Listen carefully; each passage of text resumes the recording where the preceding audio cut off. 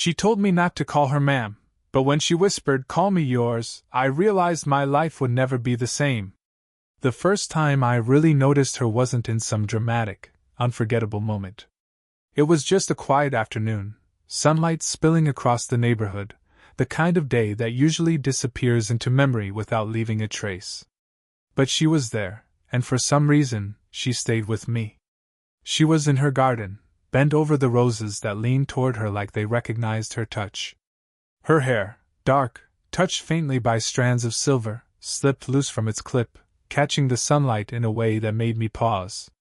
There was grace in her movements, the kind of ease that doesn't come from trying to be noticed, but from living in your skin long enough to carry it with quiet confidence.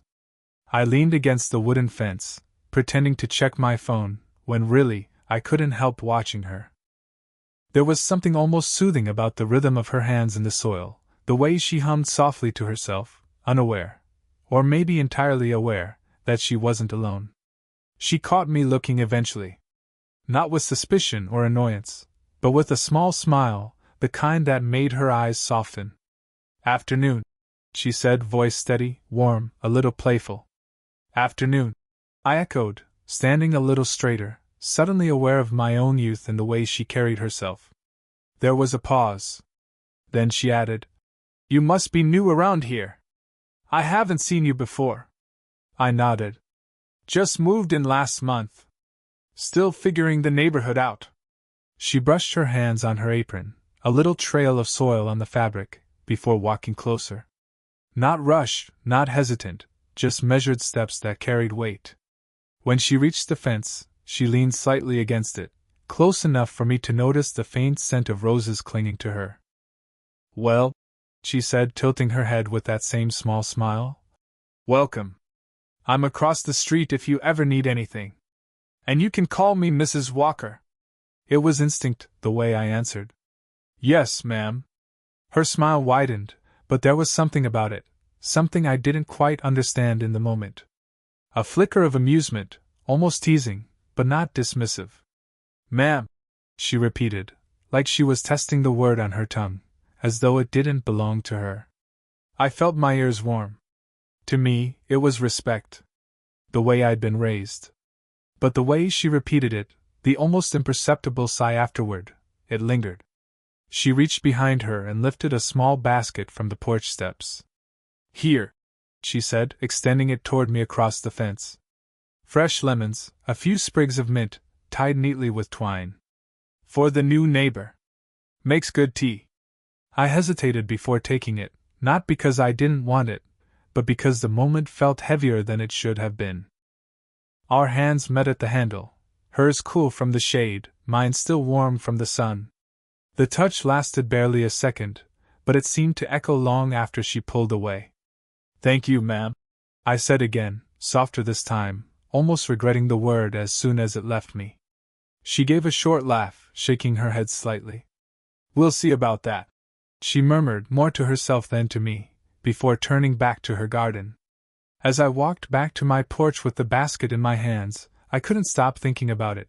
The way she had said "ma'am," like it was a word she was ready to leave behind. Like she wanted to be called something else. Something more. And that was the first time I realized she wasn't just my neighbor's wife.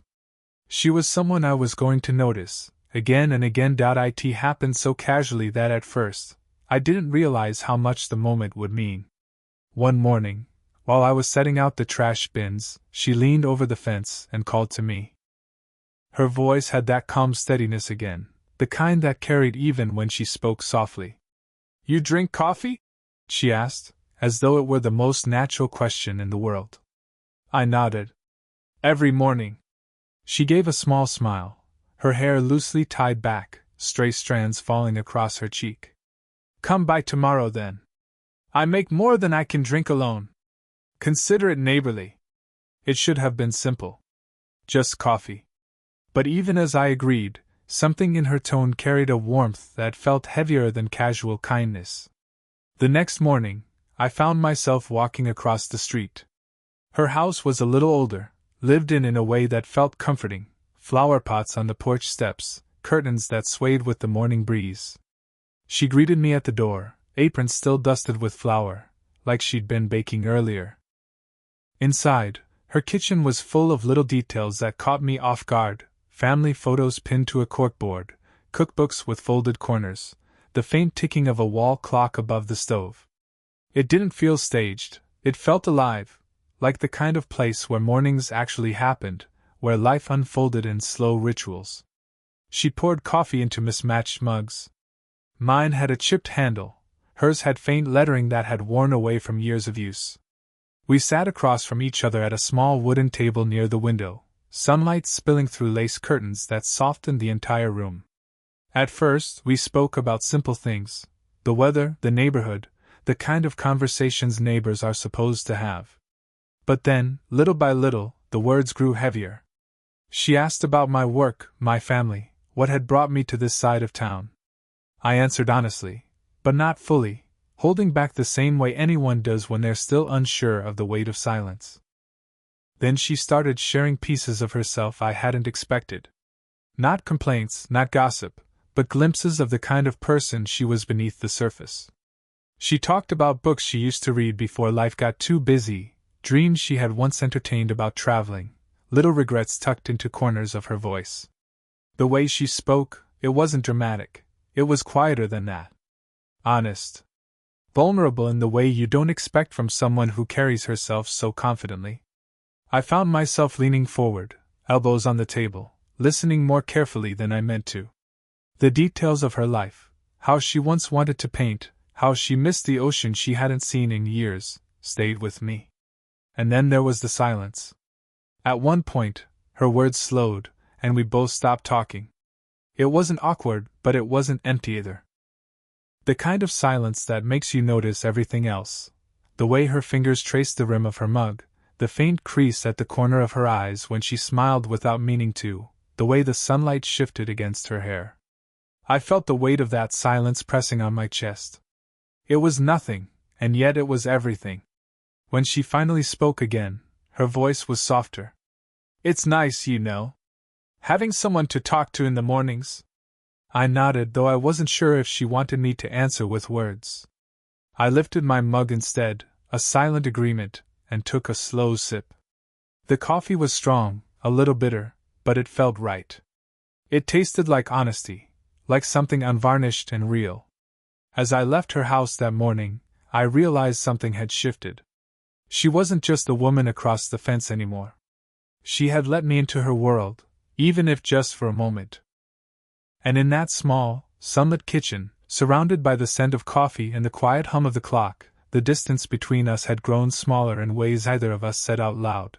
The rain had been falling since morning, steady and unrelenting, tapping against the windows like a quiet reminder that the world outside had slowed down. I was restless, pacing around my living room, when I noticed her light glowing faintly across the street. I don't know what pulled me there exactly. Maybe it was the thought of returning the book she had lent me, maybe it was the excuse to hear her voice again, but before I could second-guess myself, I was standing at her door, book in hand. She opened it with that same measured calm, shawl draped over her shoulders, hair pinned loosely but already slipping free. "You braved the rain just for this?" she teased softly, eyeing the book in my hand. I shrugged, suddenly aware of the water dripping from my jacket. "Didn't want to keep it too long." Her smile was warm, patient. "Come in before you catch cold." Inside, the air smelled faintly of cinnamon and rain-soaked earth. She led me toward the living room, where a single lamp cast a soft glow. The rain outside filled the silence, steady, almost hypnotic. I held the book out to her. Our hands touched, barely, just for an instant, but the contact lingered longer than it should have.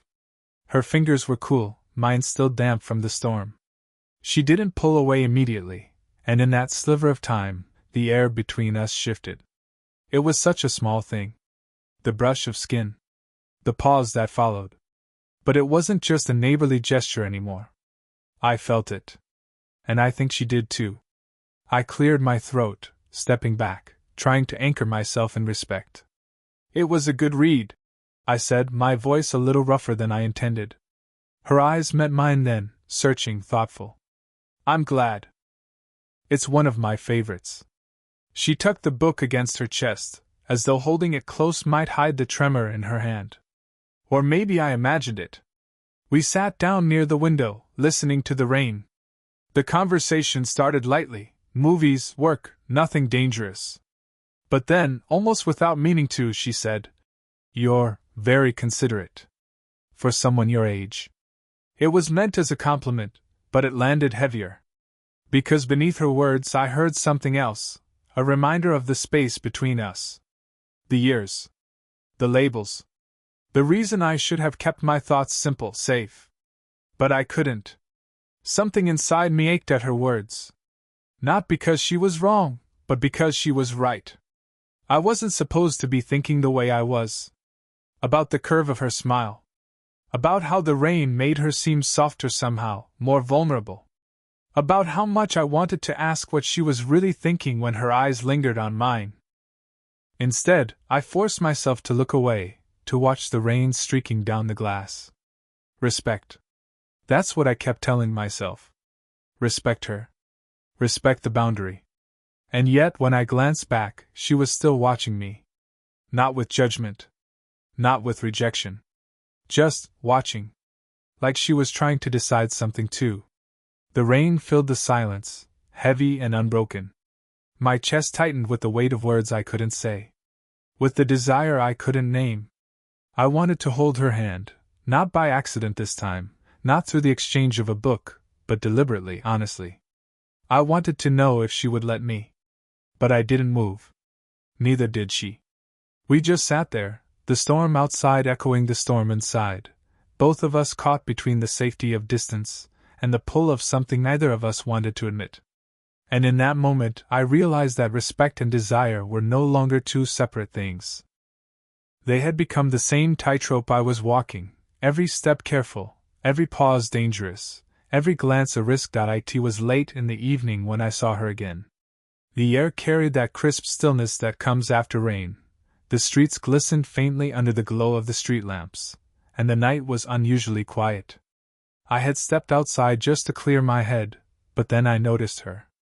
She was sitting on her porch, wrapped in a shawl, her posture still but not relaxed.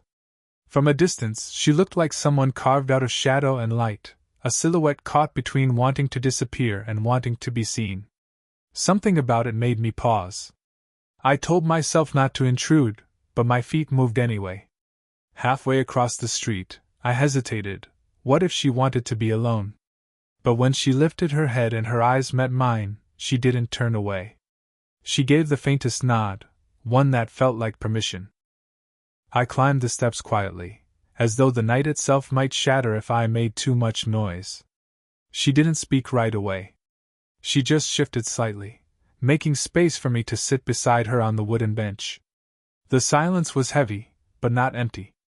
It had a weight that pressed against my chest, urging me to listen, even before she said a word. "I come out here when it gets too loud inside," she murmured finally, her voice low, almost blending with the hum of crickets. I glanced toward the house behind her, windows glowing faintly with warm light. "Too loud?" I asked softly. She gave a quiet laugh, though it didn't reach her eyes. "Not in the way you think. Not shouting. Just life. Responsibilities. Roles I'm supposed to play." She pulled the shawl tighter around her shoulders. "Sometimes I feel like I'm just a title. A position. Not really a person anymore." Her words settled deep. I didn't rush to fill the silence. I just let them sit there between us, because I knew they weren't light enough to brush aside. When I finally spoke, my voice was gentler than I expected. "You don't seem invisible to me." Her head turned slightly, eyes catching the porch light. For the briefest moment, I saw something raw in them, a flash of gratitude, of surprise, maybe even relief. She looked at me as if she wanted to believe it, but didn't quite know how. The night air carried the faintest chill. I fought the urge to reach out, to place my hand over hers. It felt too bold, too forward. But then, she shifted closer on her own.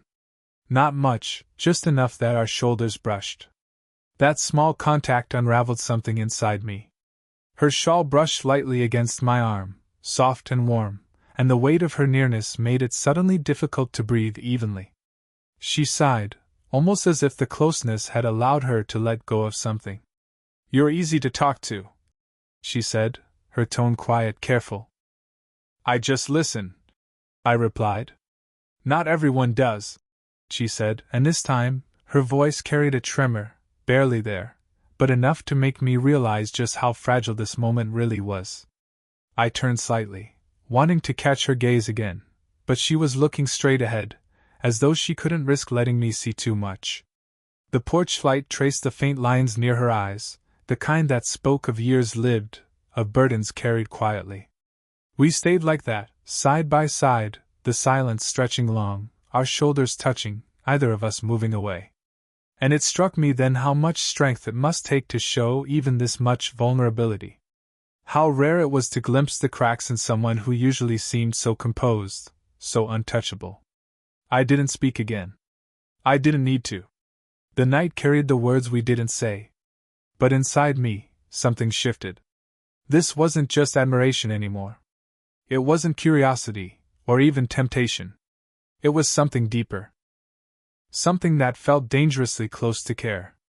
And I knew, sitting there with her head bowed slightly under the weight of everything unspoken, that this bond was already changing both of us. It was supposed to be simple. Just helping her move a few boxes from the back room to the garage. That's all. When she asked me, her tone was casual, practical, the kind of favor you'd ask any neighbor. But the moment I stepped inside, the air felt different. Maybe it was the way the late afternoon sun slanted through the curtains, painting the walls in amber light.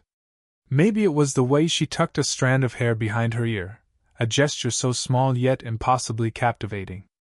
Or maybe it was just me, too aware of her presence, too aware of the closeness we'd been circling for weeks. The hallway was narrow, barely enough room for both of us to carry boxes side by side. I lifted the heavier ones, trying to focus on the task, on the scrape of cardboard against my palms, the dull ache in my arms. But every time we passed, her shoulder brushed mine, and each accidental touch felt deliberate.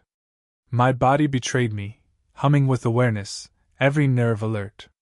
At one point, she stumbled slightly on the uneven floorboard, and instinctively, my arm shot out to steady her. My hand found her waist, just for a second, her warmth under the fabric, her breath catching faintly as our eyes locked. It was nothing. It was everything. "Sorry," I whispered, my voice unsteady. She shook her head, lips parting as if she wanted to say something, but the words never came. Instead, silence filled the space, thicker than the dust hanging in the air. We kept moving boxes, slower now, as though each step forward was a dance we weren't supposed to be learning. The tension wrapped around us like invisible wire, pulling us closer with every glance, every brush of skin. Finally, when the last box was stacked in the garage, she leaned against the wall, catching her breath. A faint flush touched her cheeks, though maybe it was just the heat of the room. I wasn't sure. "That's the last of them," I said, forcing a steady tone. She gave a small nod, then looked at me, really looked at me. Her eyes held something unguarded, something that made my chest tighten. And then, almost out of nowhere, she whispered, "Don't call me ma'am." The words cut through the silence, sharper than any confession could have been. I blinked, caught off guard. "What?" She straightened, brushing her hands together as though shaking off dust, but her gaze didn't leave mine. "It makes me feel old. Makes me feel like I'm nothing but a role. I don't want that." The weight of her voice made it clear, this wasn't just about a word. This was about how she wanted to be seen. I swallowed hard, my throat dry. "Then, what should I call you?" Her lips curved slightly, a tremor in the smile that betrayed her composure. She stepped closer, close enough that the faint scent of her perfume mingled with the musk of old cardboard. Her answer was almost a whisper, but it hit me like a strike to the chest. "Call me yours." The air stilled. The ticking of a clock in another room seemed deafening. My heart hammered so loudly I wondered if she could hear it. I wanted to answer. I wanted to close the space between us, to take her hand, to let the word yours become real. But I froze, caught between the danger of desire and the weight of respect. Her eyes lingered on me, waiting, almost trembling, not from fear, but from the risk she had just taken. And I knew, with absolute clarity, that nothing between us would ever be the same. Because in that dim garage, with dust motes drifting in the sunlight and her voice still echoing in my head, she had crossed a line. And whether I admitted it out loud or not, I had crossed it too. The garage had gone quiet after her words, the dust still hanging in the sunlight like suspended breath. I stood frozen, replaying her whisper over and over in my head. Call me yours. It didn't sound careless. It didn't sound like a joke. It carried weight, a kind of vulnerability I hadn't heard from her before. And yet, the gravity of it made me hesitate. My throat tightened, and for the first time in a long while, I didn't know what to say. She looked at me steadily, though her hands betrayed her composure. Her fingers brushed against one another nervously, the tiniest tremor in her movements. She wasn't playing with me. She was offering something fragile, something she could never take back.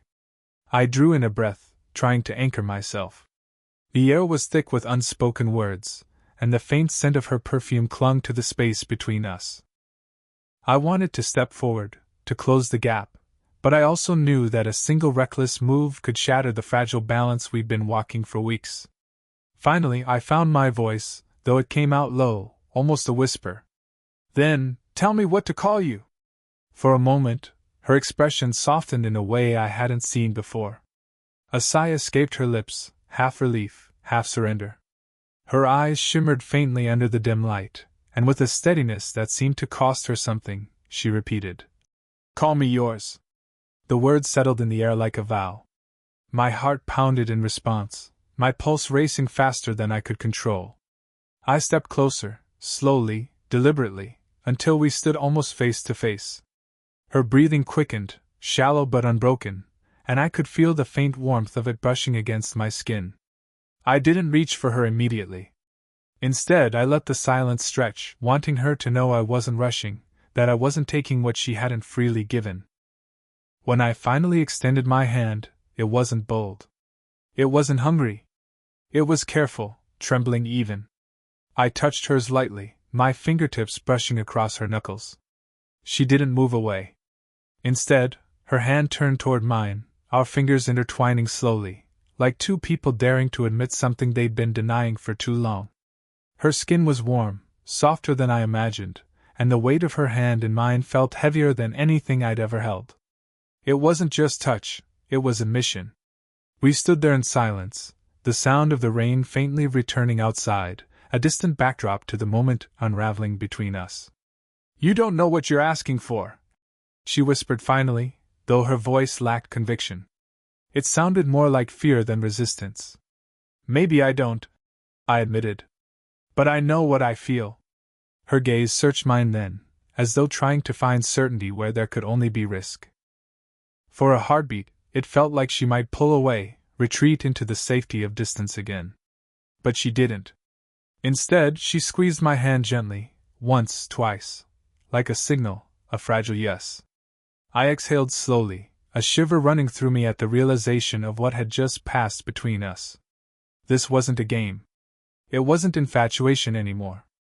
This was real, raw, and dangerous. We didn't kiss. We didn't rush into the kind of intimacy that could have broken everything in an instant. We just stood there, holding hands, the weight of our silence louder than any declaration could have been. Her head tilted slightly, her eyes softening. This can't be simple, she murmured. No, I admitted, my thumb brushing lightly against her hand. But maybe it doesn't have to be impossible. Her lips parted, trembling faintly, and in that single look I understood, she wanted this as much as I did. She was terrified of it, but she wanted it all the same. And as the clock ticked in some faraway room, I realized I wasn't the only one who had crossed the line. We both had. The evening crept in slowly, the sky painted with fading streaks of orange and violet. By the time I stepped outside, the air had cooled, carrying with it the earthy smell of damp grass from the earlier rain. Her porch light glowed faintly, casting a soft halo around her as she sat on the wooden steps, her arms wrapped loosely around her knees. She didn't look up when I approached. She was staring into the distance, her profile delicate against the dusky horizon. The stillness of her posture made my chest tighten, like she was bracing herself for something she didn't want to face. I hesitated before sitting beside her, leaving just enough space so she wouldn't feel cornered, but close enough that our shoulders almost touched. The wood creaked under my weight, and that tiny sound finally drew her eyes toward me. For a moment, we just looked at each other, either of us speaking. There was no anger in her gaze, no rejection, just a quiet storm of thoughts she hadn't yet put into words. "You came," she said softly, almost to herself. "I couldn't not," I admitted. "Not after, earlier." Her lips curved faintly, but it wasn't quite a smile. She looked back out at the neighborhood, the row of houses, the flickering street lamp, the distant laughter of children still playing despite the late hour. Ordinary things, grounding things? As if reminding herself that life outside of us still existed, still carried on, untouched by what had happened. "You know what this means, don't you?" she asked finally. I swallowed. "That we've crossed a line?" She nodded slowly. "And there's no way to go back." Her words held truth, but they weren't laced with regret. If anything, they carried a heaviness of acceptance. And for the first time, I felt less like I was chasing her and more like we were standing on the same edge together. I leaned forward slightly, resting my elbows on my knees. "I don't care about the line," I said quietly. "I care about you." She exhaled sharply, almost like the words hurt and soothed her at once. Her hand, resting loosely against her leg, curled into a fist, then relaxed again. I wanted to reach for it, to lace my fingers through hers like I had in the garage, but I waited, giving her the choice. Finally, she shifted closer, so close that our shoulders brushed. The contact was small, but it sent a rush of heat through me. "You're too young," she whispered, though her voice wavered. "Maybe," I replied. "Or maybe I just see you more clearly than anyone else does." Her breath caught, and for the first time, I saw her eyes glisten. Not from sadness exactly, but from the sheer weight of letting someone past her walls. Slowly, almost tentatively, she rested her head against my shoulder. The warmth of her touch was overwhelming, soft strands of her hair brushing against my jaw. I didn't move, afraid to break the fragile spell. My heart hammered, but I forced myself to stay still, to let her take what comfort she needed. After a long silence, she whispered, "You don't know how dangerous it is to want this." I turned slightly, enough to catch her gaze. "I don't care about danger. I care about being honest. About not pretending this isn't real." She closed her eyes, and I felt the tiniest tremor run through her. Then, with a quiet courage, she whispered, "Then call me yours." My chest tightened. This time, I didn't hesitate. I reached for her hand, threading my fingers through hers, and held on firmly. "You're mine," I murmured, steady and certain. She let out a shuddering breath, like she'd been holding it in for weeks. We didn't kiss. We didn't need to. The porch became our confessional, the night air wrapping around us as though guarding our secret. The world was still out there, complicated, messy, filled with questions we couldn't yet answer. But in that small, fragile moment, none of it mattered. She leaned into me more fully, her hand tightening around mine, and whispered, "Then we'll face it together." And as the stars slowly emerged overhead, I knew she meant it. Not a promise of forever. Not a neat resolution. But a beginning, uncertain, fragile, and achingly real. 6L